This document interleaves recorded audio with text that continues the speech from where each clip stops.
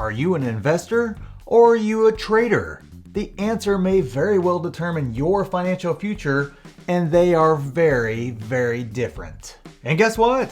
You may think you're one, but you're actually acting like the other, which is lethal in the end.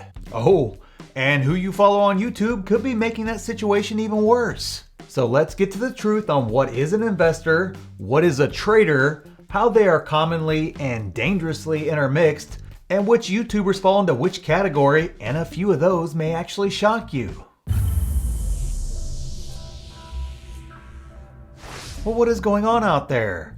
I'm Luke with Stealth Wealth Investing, and I have this simple question for you. Are you an investor or are you a trader? You may say you're an investor, but you may unwillingly be investing like a trader, which will destroy your investments, and you will never see it coming because in the end, the investor and the trader both have the same goal. And that is to turn a little bit of money into a lot of money, which tricks you into thinking you're on the right path when you're actually really not. And that's simply because the mindsets, the mechanics, and the methods are completely different for a trader and an investor. So let's break those things out first. Now, if you're new to this channel, we like to keep things simple and to the point, so let's define both quickly so we're all using the same definition for this video. So a trader is somebody who makes money in the short term by buying and selling stocks frequently. And the key words there being short term and frequently. What does a trader want to see? Volatility is the name of the game for them. If a stock can run up 20% in the morning, come back down to where it started by lunch, and then go back up 10% by the close, a trader can have multiple entry and exit points and have a great day of trading. And on the other hand, we have the investor. They place their money in a stock looking for the stock price to increase over time, and by over time I mean at least a year, but sometimes over a complete lifetime. So unlike a trader, an investor focuses on appreciation over a long time horizon, and volatility in the short term is just not really relevant or a concern for an investor at all. An investor is not interested in the fluctuations throughout a day like a trader is. Traders care about volatility a lot, the investor doesn't. Traders look to sell in a few weeks, a few days, or even a few hours, and investors may never sell in a complete lifetime. So they're basically opposites. Now that we have a basic understanding of both, let's talk about the main difference that if you get them confused, it can be lethal to your portfolio. And that simply would be the analysis of the stocks themselves in the first place. Investors care about the value of the stock long term.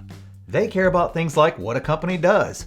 What is its revenue going to be over the years? Is it a dying business or a growing business with a huge market opportunity that is growing every year? What about the management team? How good are they? An investor cares about that. What does the balance sheet look like? What does the valuation for the stock look like? An investor cares what the valuation of the stock is. And that's something that didn't matter last year, no matter what kind of investor you were.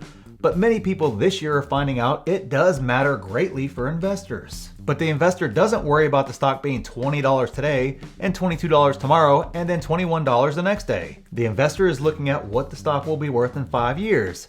And the daily, weekly, and even monthly fluctuations are just not a concern for an investor. Now, on the other hand, traders only care about the price of the stock now and the volatility, trading action, and circumstances right now. They don't care about the business model. They don't care about the projections for revenue next year. They don't care about the valuation of a company. A stock being overvalued or undervalued doesn't matter to a trader.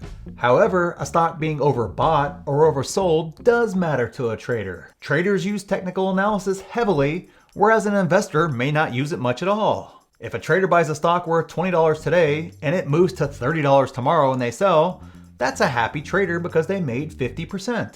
If that same stock falls to $2 2 years from now or wherever in the future, and the trader buys that same stock at $2 and it moves to $4, that trader is even happier because they were able to make 100% of their money despite the much lower share price. The long-term price of the stock didn't matter to the trader, just the price of the stock at the time of the trades. Now, obviously in that scenario, an investor would care greatly about the price being $4 2 years later and probably is not happy like the trader is. Now, here's exactly where the danger lies. And before yelling at me in the comments section, let me explain all the way through, and I promise it will make sense and it may actually save your portfolio. So just, don't yell at me till you hear me all the way through. So if you're an investor like we described above, and you're down and thinking about selling your stocks or just getting out of the market altogether because the past few months your stocks are trading down, then I would say you are trying to be an investor, but you're acting like a trader. And YouTube has made this even worse and harder for you to see, and I'll explain that too in just a second. But if you bought Tesla at $880, for example, or you can include any of your stocks that are down for this example, it doesn't matter. But if you are an investor and you bought Tesla at that price,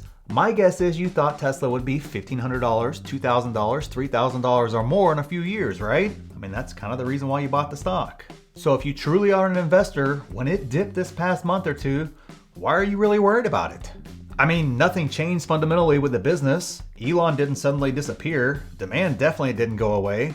The price just fluctuated in the short term.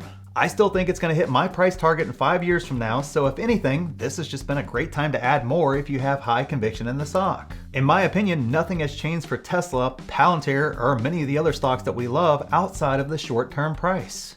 But that is the danger right there. We just said traders care about short-term prices, but investors do not. So if you're an investor and are caring about the short-term price, you are setting yourself up for disaster, and here's the simple truth as to why it's going to be a disaster.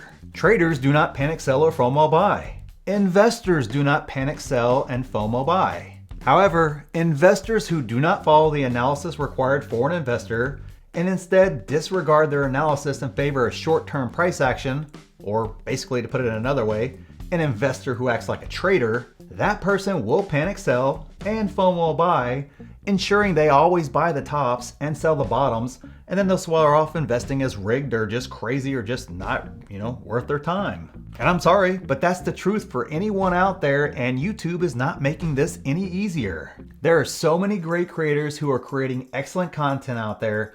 It can be easy to apply a trading principle that makes perfect sense in a scenario given by a trader, for example, but it's actually kind of incongruent with you being an investor. And it's even more confusing considering many times both the investor and the trader can have opposing viewpoints, and both can still be right. I can make a case for any stock right now today being a great buy for one person and a terrible buy for another. It's the same stock, the same amount of shares being bought, the same everything. But if that person is a trader, it may not be right for them, but if they're an investor, it may be great for them. This is why doing your analysis, having goals, price targets, and understanding that if you are an investor, your goals and analysis and everything else is very different from a trader. And to be honest, who you watch on YouTube may not align with what you are doing. So using the definitions that we just gave for investors and traders, in my opinion, here's a group of investors that are on YouTube. Guys like Jeremy at Financial Education, Chicken G, Stockmo, Ryan Scribner, and myself. I've been an investor for over 20 years. I'm not a trader at all, and I'm sure I would be awful at it if I tried. Some examples of traders are Ricky Gutierrez, ziptrader, and Humble Trader. And I actually enjoy all their content, even though it doesn't apply to my investing at all. I'm just a finance dork, so yeah, nerd alert me all you want, I'm a finance dork.